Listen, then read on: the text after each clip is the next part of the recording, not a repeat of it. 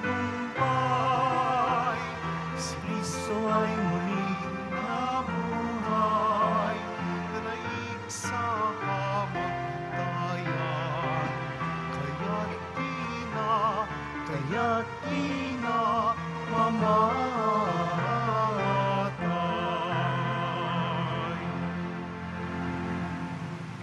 Sa ngalan ng Ama at ng Anak at ng Espiritu Santo, Amen. ang pagpapala ng ating Panginoong Kristo, ang pag-ibig ng Diyos Ama, at ang may pagkaisa ng Espiritu Santo naway sumainyong lahat. At sumaiyo rin. Manunulat ng mabuting balita. Isama po natin sa misang ito ang intensyon para sa ngayon. Ang inyong mga intensyon kay narito sa Basilica Minor ng Itim na Nazareno ng Poong Hesus sa Quiapo. Ang mga naugnay sa pamagitan ng live streaming through Facebook Live, YouTube, Twitter at iba pang social media dito sa ating bansa at iba't ibang dako ng mundo, at ang mga intensyon ng mga na-cross-posting ng mga chapels, groups at communities. Isama rin natin sa misang ito ang intensyon para sa kapayapaan sa buong mundo at ang intensyon para sa isang mapayapa, maayos at malinis na halalan sa ating bansa. Mga kapatid, si San Marcos ay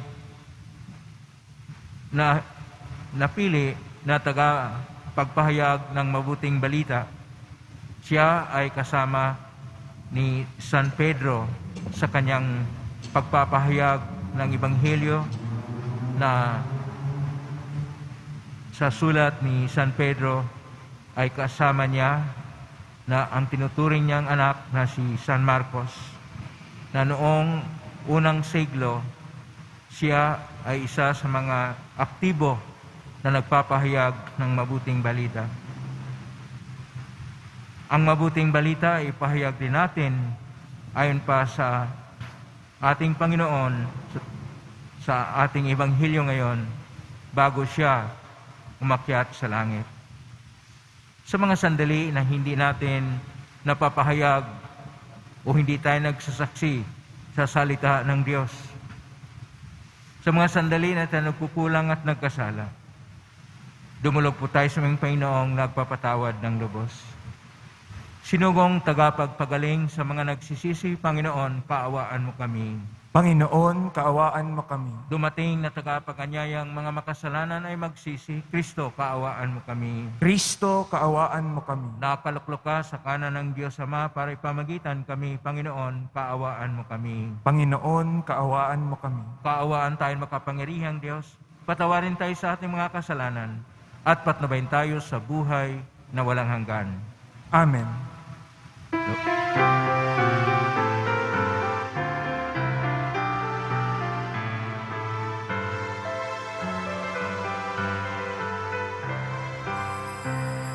Luwalhati sa Diyos sa kaitaasan, mangalog sa lupa'y kapayapaan. Pinupuri ka, itinagdaral, sinasamba ka dahil sa dakila mong kalwalhatian. Panginoon naming Diyos sa rilang langit, ang makapangyarihan. Panginoong Jesucristo, bukod na anak ng Diyos, Kordero ng Ama, ikaw nag-aalis ng mga kasalanan ng sanlibutan.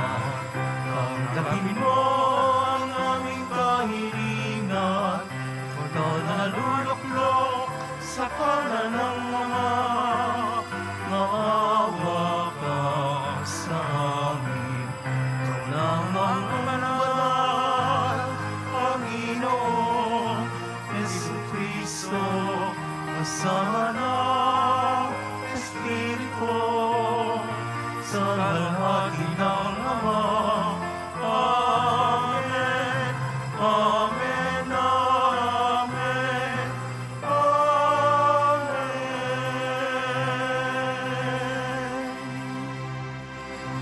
Manalangin tayo.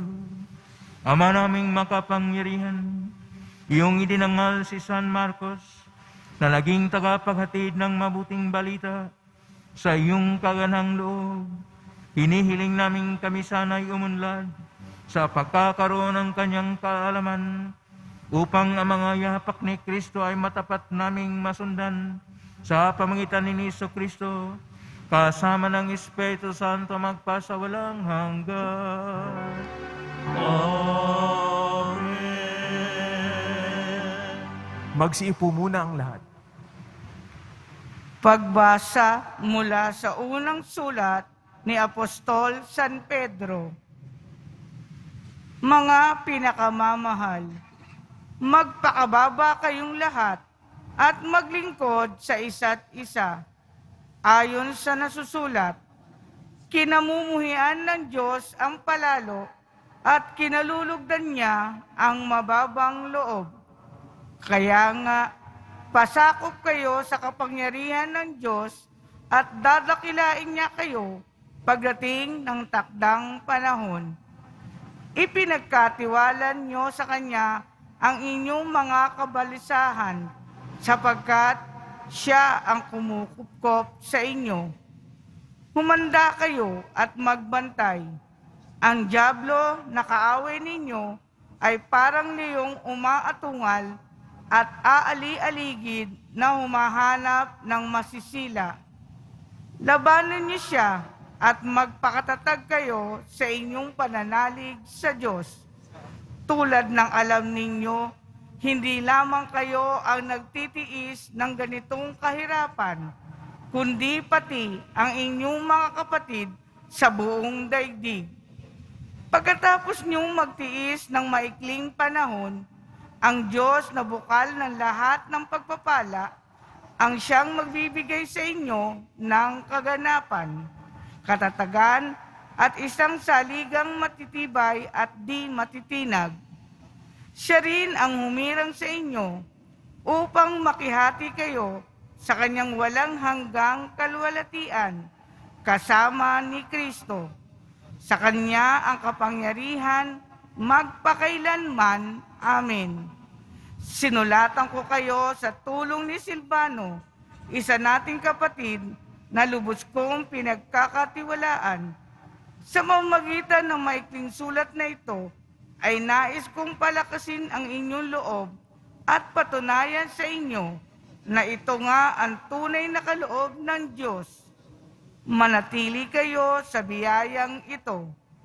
Kinukumusta kayo ng mga kapatid na nasa Babylonia, mga hirang na paris ninyo. Kinukumusta rin kayo ni Marcos, ang mahal kong anak sa pananampalataya. Buong giliw kayong magbatian bilang magkakapatid kay Kristo. Ang kapayapaan ay sumainyong lahat, mga tagasunod ni Kristo. Ang salita ng Diyos. Salamat sa Diyos. Pag-ibig mong walang maliw ay lagi kong sasambitin. Pag-ibig mong walang maliw ay lagi kong sasambitin. Pag-ibig mo poon na di nagmamaliw, ang sa tuwi-tuwina'y aking aawitin. Ang katapatan mo'y laging sasambitin, yaong pag-ibig mo'y walang katapusan, sintatag ng langit ang iyong katapatan. Pag-ibig mong walang maliw ay lagi kong sasambitin. Umaawit silang nilikha sa langit, ang iyong ginaway siyang dinadalit. Ang katapatan mo poon ay inaawit. Sinong kaparis mo doon sa itaas? Walang ibang Diyos na iyong katulad. Pag-ibig mong walang maliw ay lagi kong sasambitin. Mapalad ang taong sa iyo'y sumasamba. Sa pagsamba nila, inaawitan ka. At sa pag-ibig mo'y namumuhay sila. Sa buong maghapon, ika'y pinupuri. Ang katarungan mo'y siyang sinasabi. Pag-ibig mong walang maliw ay lagi kong sasambitin. Magsitayo po ang lahat.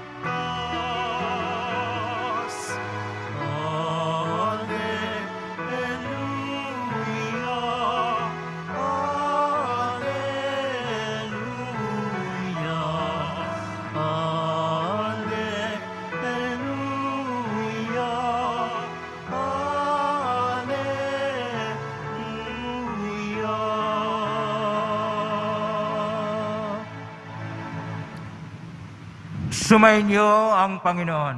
At sumayo rin. Ang mabuting balita ng Panginoon ayon kay San Marcos. Papuri sa iyo, Panginoon. Noong panahon yon, nagpakita si Jesus sa 11 alagad at sinabi niya sa kanila, "Humayo kayo sa buong sanlibutan at ipangaral ninyo sa lahat ang mabuting balita. Ang sumampalataya at mabinyagan ay maligtas. Ngunit ang hindi sumasampalataya ay parurusahan. Ang mga sumasampalataya ay magtataglay ng ganitong tanda ng kapangyarihan. Sa pangalan ko'y magpapalaya sila ng mga demonyo at magsasalita ng ibang wika. Sila'y hindi dumampot man ng ahas o uminom ng lason at gagaling ang mga may sakit na mapatungan ng kanilang mga kamay." Pagkatapos magsalita sa kanila, ang Panginoong Hesus ay inakyat sa langit at lumuklok sa kanan ng Diyos. Humayo nga mga alagad at nangaral sa lahat ng dako. Tinulungan sila ng Panginoon sa gawaing ito. Pinatutuhanan niya ang salitang kanilang ipinangaral sa pamagitan ng kapangyarihang gumagawa ng himala na ipinagkaloob niya sa kanila. Ang mabuting balita ng Panginoon. Pinupuri ka namin, Panginoong Hesukristo. Magsiupo muna tayong lahat. Magandang araw po mga kapatid ko ni Kristo. Ngayon ay kapistahan ni San Marcos, Ebanghelista o manunulat ng mabuting balita ng ating Poong Hesus Nazareno. Sa atin pong unang pagbasa, sa unang sulat ni San Pedro, Kapitulo 5, versikulo 5 hanggang 14, ipinapahayag na kailangang mag-ingat ang lahat, pero kanilang sundan ang buhay ng mga nagpapahayag ng mabuting balita. At kasama ni San Pedro, si Marcos, na tinuturing niyang anak ng panampalataya. Sa ating mga pagbasa ay napahayag ang kahalagahan ng komunikasyon. Napaka-importante ang komunikasyon, ang pakipag-ugnayan, ang pagpapahayag ng mensahe sa isa't isa, ang talastasan at iba pang mga paraan na tayo ay makipag-ugnay sa ating kapwa-tao na tinatawag nating media, social media, pamaraan sa komunikasyon, dialogo, pakipagtalastasan o dili kaya pakipagkwentuhan. Bahagi po ng ating pagkatao ang komunikasyon. Pero yan ay hindi lang sa tao. Ang komunikasyon ay biyaya mula sa Diyos. Kaya sa simula pa, ang Diyos ay lumikha ng lahat. At itong kanyang nilikha ay kanya pong ipinapahayag na siya ay Diyos na gustong makipag-ugnayan sa atin. Hanggang nilikha ang tao na makapagpahayag sa pinakamataas na antas ng komunikasyon.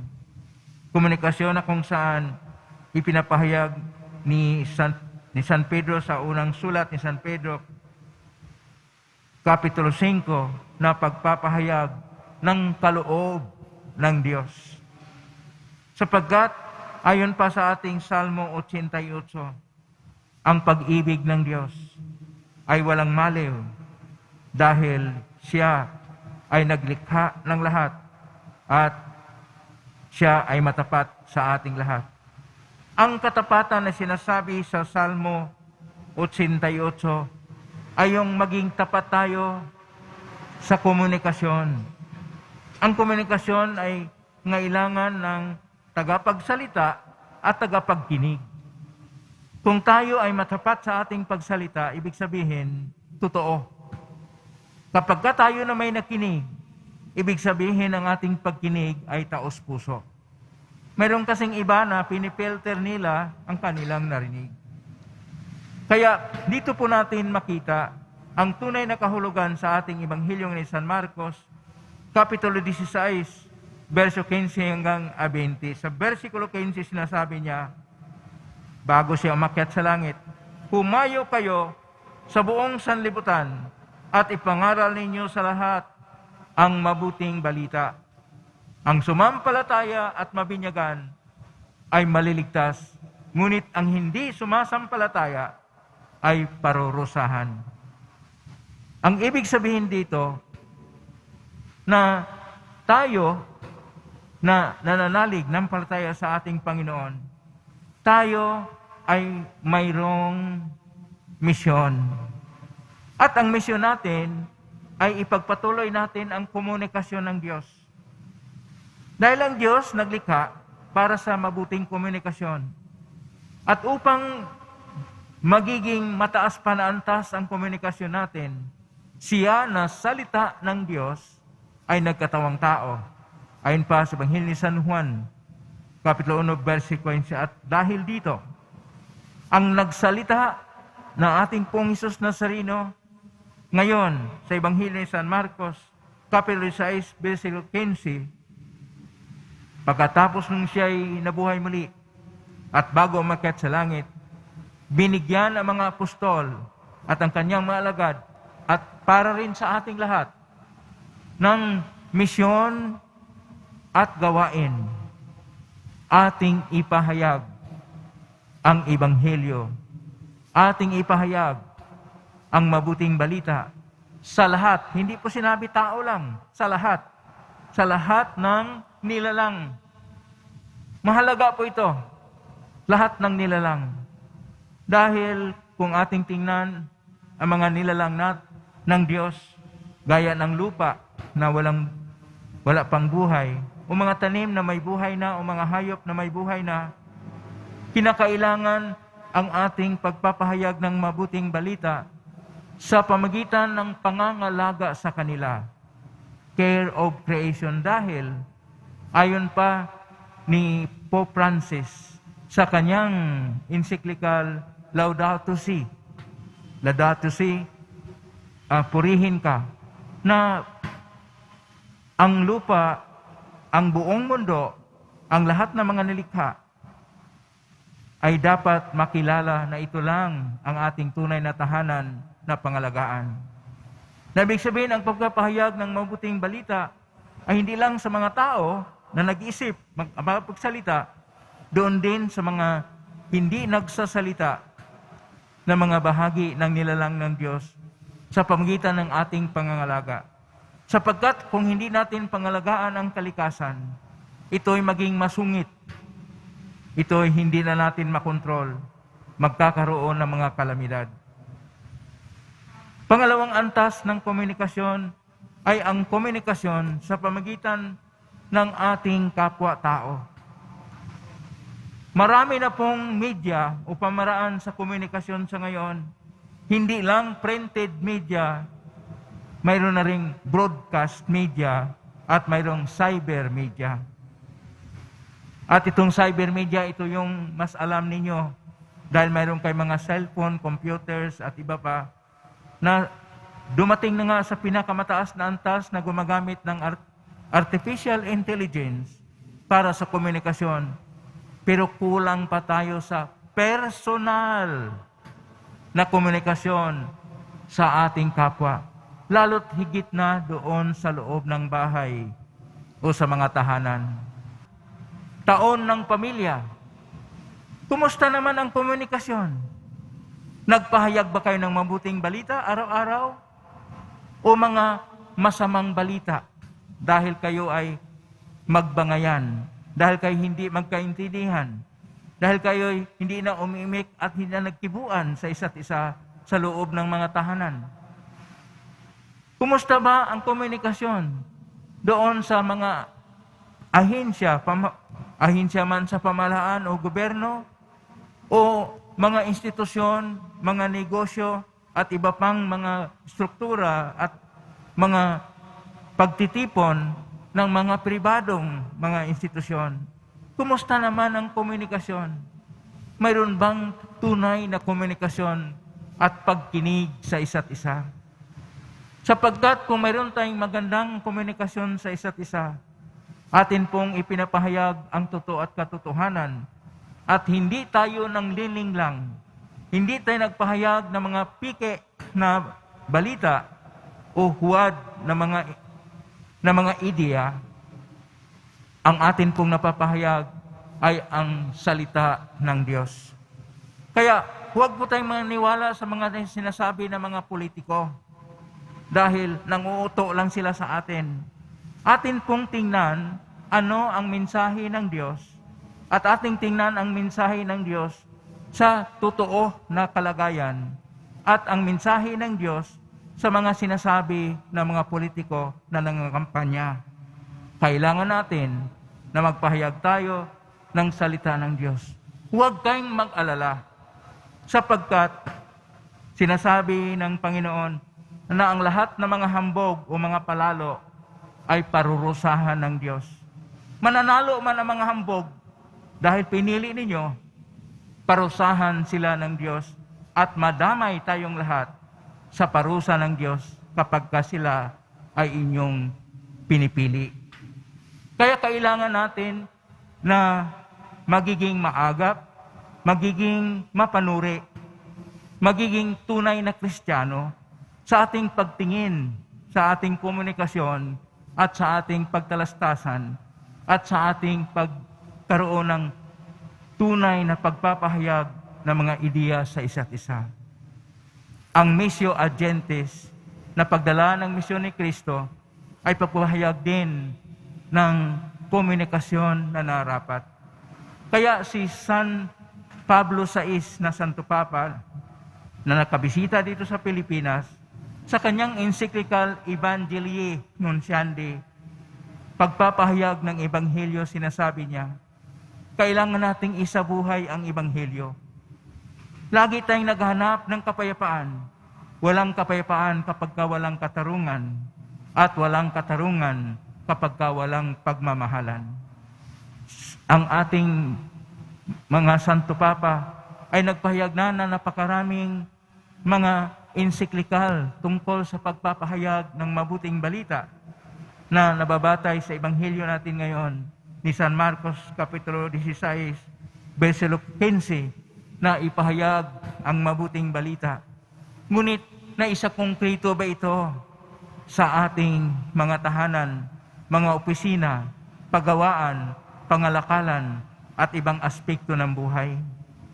Dapat nating tingnan na ang komunikasyon ng pag-ibig at para sa buhay na mula sa Diyos ay dapat nating ipapahayag sa isang taos-puso, tunay at pagpatotoo nito sa ating buhay, na kapag tayo'y nagpapahayag ng pag-iibigan o pagmamahalan, at kapag tayo'y sincero at totoo sa ating pakipagkapwa-tao, ang komunikasyon ng Diyos ay tumatagos sa bawat puso ng tao.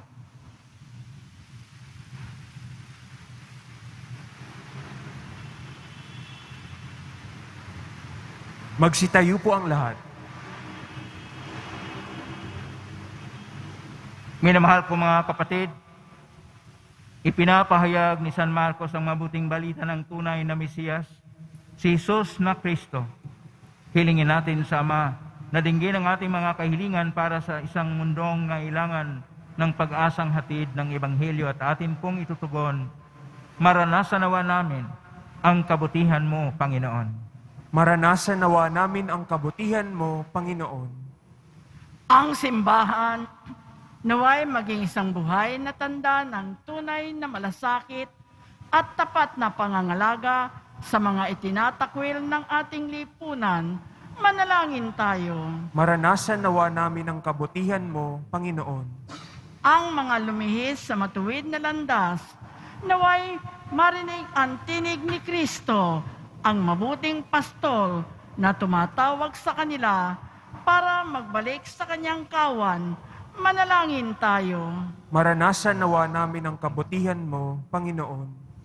Ang mga kabataan, naway marinig ang tinig ng Panginoon na nananawagan sa kanila sa pagbabalik loob at sa isang buhay na nakatalaga sa paglilingkod. Manalangin tayo.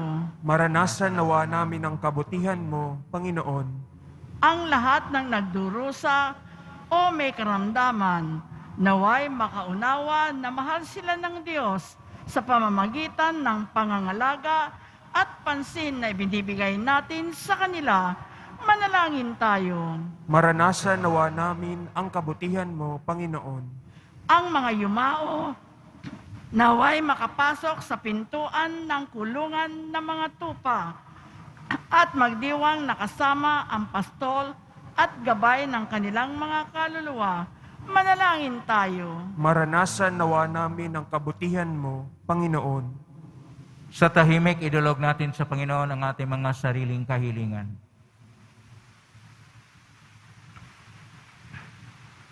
Makapangyarihang Diyos, sa tulong ng mga panalangin ni San Marcos, tapat na ebanghelista, inilalapit namin sa iyo ang aming mga kahilingan sa pamagitan ni Kristo na aming Panginoon. Amen. Magsiupo po ang lahat.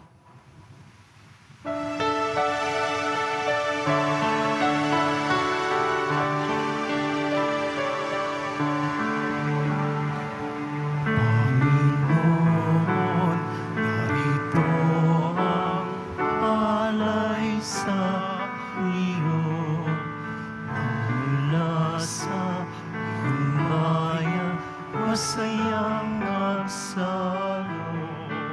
Aming sanang mga alay, gawin mong totoo. Itong alak at tinapay maging po katawan mo. Panginoon, Panginoon, alay sa iyo. Ang bayan, nagpupuri, nagkakaisa sa iyo. Magsitayo na po ang lahat. Manalangin kapatid upang paghahain natin ay kalugdan ng Diyos amang makapangyarihan. Tanggapin nawa ng Panginoon itong paghahain sa iyong mga kamay, sa kapurihan niya at karangalan, sa ating kapakinabangan, at sa buong sambayanan niyang banal. Ama naming lumikha, ngayong aming pinagpupuri na si San Marcos sa iyong idinadakila. Tanggapin mo ang aming pagpupuri at mga alay na inihain upang nagpalaganap ng mabuting balita ay maganap ng iyong sambayanan ng buong tiyaga sa pamagitan ni Kristo, kasama ng Espiritu Santo magpasawalang hanggan. Amen. Sumainyo ang Panginoon. At sumaiyo Itaas sa rin, Diyos ang inyong puso at diwa. itinaas na namin sa Panginoon. Pasalamatan natin ang Panginoong ating Diyos. Marapat na siya ay pasalamatan. Ama namin kapangyarihan, tunay marapat ni kay aming pasalamatan sa magitan ni Kristo na aming Panginoon. Itinatag niya ang iyong sambayanan at ang mga apostol ay salig at katuwang sa pagpanatili ng iyong pagmamahal na di mawakas kahit kailan. Kaming sambayan mo dito sa daigdig ay katibayan ng pamumuhay sa langit. Kaming narito ang tagapagpahiwatig sa pagkakaisa ng tanan sa iyong pag-ibig. Kaya kaysa namang nagsisiawit ng papuri sa humpay sa kalangitan, kami nagbubunyi sa iyong kadakilaan. Santo, Santo, Santo, Panginoong Diyos ng mga hukbo, napupuno ang langit at lupa ng kadakilaan mo, o sana sa kitaasan. Pinagpala ang naparirito sa ngalan ng Panginoon, o sana sa kaitaasan. Magsiluhod po ang lahat. Ama naming banal, ikaw ang bukal ng tanang kabanalan, kaismitan ng Espiritu yung banal na makaloob na ito upang para sa maging katawan at dugo ng aming Panginoong Kristo. Bago niya pinagtisang kusang loob na maging handog, hinawakan niya ang tinapay, pinasalamatan kanya, pinagati-hati niya yon. Iniabot sa kanyang malagad at sinabi, "Tanggapin ninyong lahat ito at kanin. Ito ang aking katawan na ihandog para sa inyo.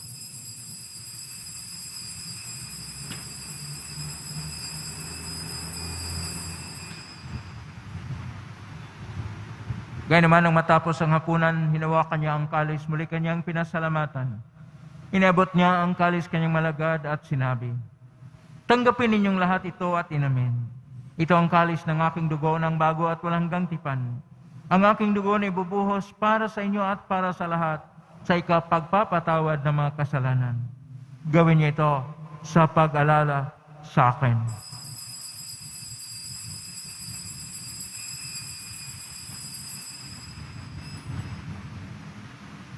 Magsitayo na po ang lahat. Ang misteryo ng pananampalataya.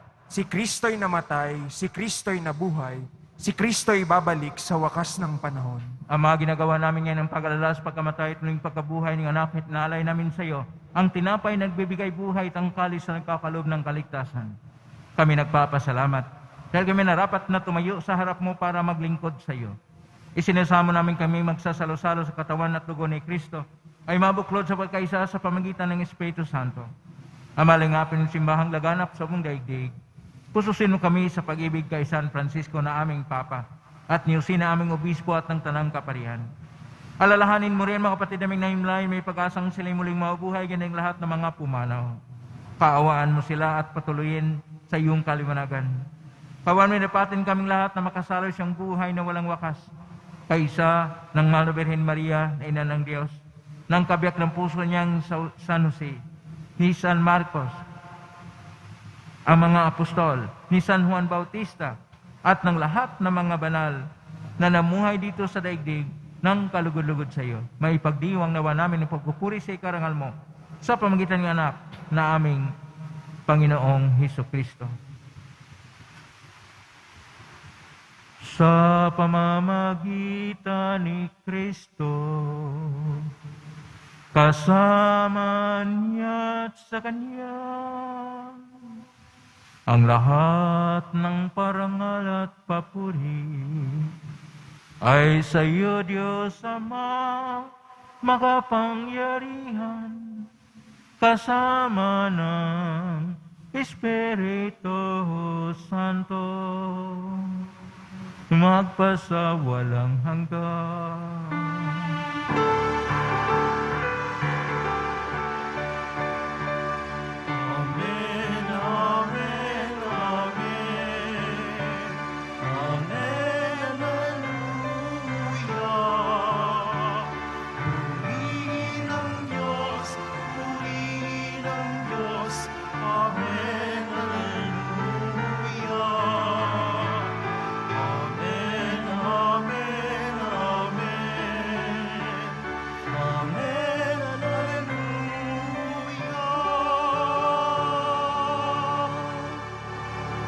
Sa tagubilin ng galing na utos, sa turo ni Jesus na pay natin at Diyos, ipahayag natin ng lakas loob.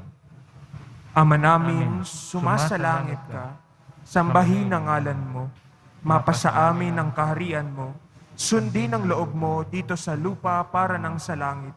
Bigyan mo kami ngayon ng aming kakanin sa araw-araw, at patawarin mo kami sa aming mga sala, para ng pagpapatawad namin sa nagkakasala sa amin.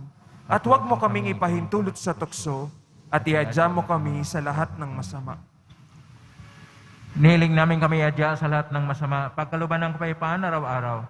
Iligtas sa kasalanan at tilis lahat ng kapahamakan, samantalang aming pinanabikan ang dakilang araw ng pagpapahayag ng tagapagligtas naming si Jesucristo. Sapagkat iyo ang kaharian at ang kapangyarihan at ang kapurihan magpakailanman. Amen. Panginoong Jesucristo, sinabi mo sa mga apostol, kapayapaan ang iniiwan ko sa inyo, ang aking kapayapaan ang binibigay ko sa inyo. Tunghen mo ang aming panampalataya at huwag ang pagkakasala. Pagkalooban mo kami ng kapayapaan at pagkakaisa ayon sa iyong kalooban, kasama ng Espiritu Santo magpasa walang hanggan. Amen. Ang kapayapaan ng Panginoon ay laging sumainyo. At sumayo rin. Magbiyan kayo ng kapayapaan sa isa't isa. Kapayapaan siya. Kordero ng Diyos na nag-aalis ng mga kasalanan ng sanlibutan, maawa ka sa amin. Kordero ng Diyos na nag-aalis ng mga kasalanan ng sanlibutan, maawa ka sa amin. Kordero ng Diyos na nag-aalis ng mga kasalanan ng sanlibutan, Ipagkaloob mo sa amin ang kapayapaan. Magsiluhod po ang lahat.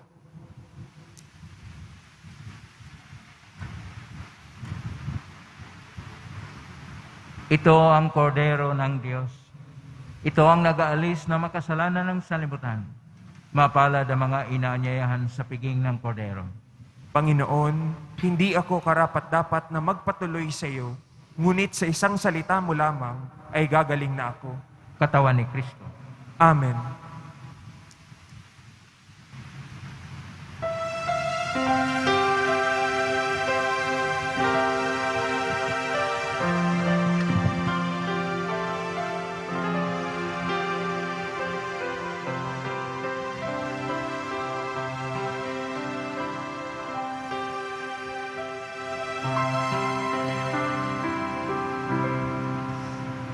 Ang liwanag mo ang sumindak sa dilim. Buong kalangitan nagsayat ng ningning. Umislap, umindak ang mga bituin. Nalika ang lahat ng mga lupain. Pag-ibig mo, Ama, ay hatid mo sa akin, malaya't matindi, hindi nagmamali.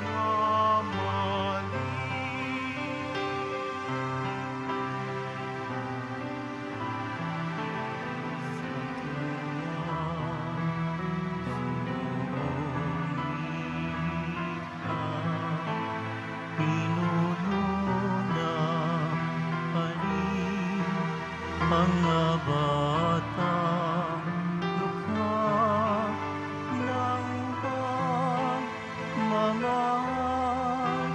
inigay mo sadyang matupad sa gawa ang iyong salita.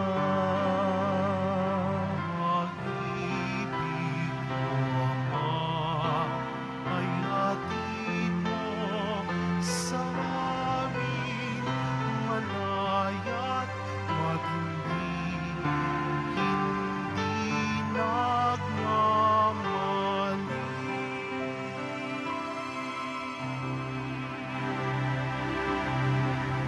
Magsitayo po ang lahat. Manalangin tayo. Ama naming mapagmahal, ang pagsalasalo namin ngayon sa iyong banal na dambana ay magpabanal nawa sa amin at ang banal na pakikinabang ay magpatatag nawa sa mabuting balitang ipinangaral ni San Marcos sa pamagitan ni Jesucristo kasama ng Espiritu Santo magpa sa walang hanggan. Amen. Ngayon na po ang pabasbas. Mangyari po lamang na itaas bagya mga bagay-bagay na pabasbasan. Sumainyo ang Panginoon. At sumayo rin. Mahal na pong Isus Nazareno, hiyagpo sila ng cross ang walang maliw na pag-ibig ng Diyos sa katauhan. Pakinggan mong kailangan ng kanan nagsusumamo sa iyo. Makamtan naman nila ang inyong katugunan at tanggapin ang kasagutan mo itang naloob na tinatanaw. Basbasan di po ninyo ang mga dalamang imahin at dasalan. Sa pamagitan ng benisyon nito naway malalang pangakon sa binyag na ikaw ay nang ibigan at paglalingkuran bilang Panginoon magpasa walang hanggan. Amen. Pagpalain ka ng makapangyarihang Diyos, Ama at Anak at Espiritu Santo. Amen. May kang taglayang kapayapaan, pag-ibig at pag-asa ng Pong Isus Nazareno. Salamat sa Diyos. Purihin natin ang Pong Isus Nazareno.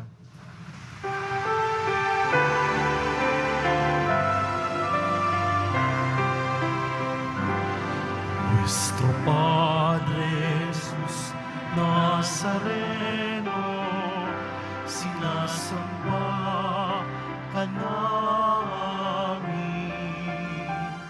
pinipinto ka namin,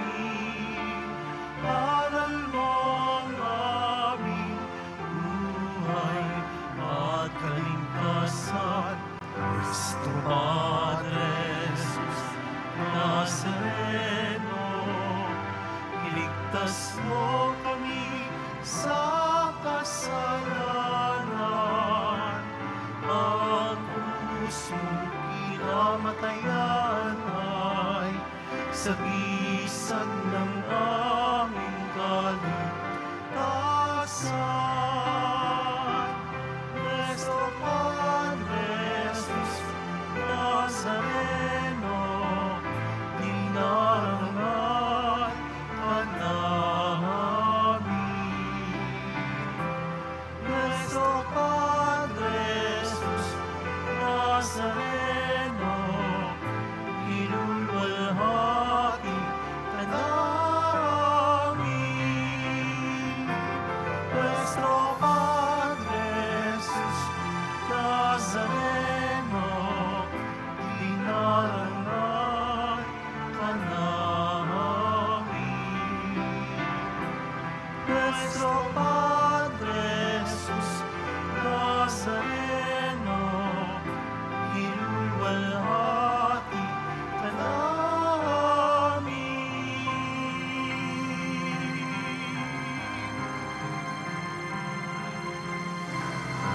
Magsiupo po muna ang lahat.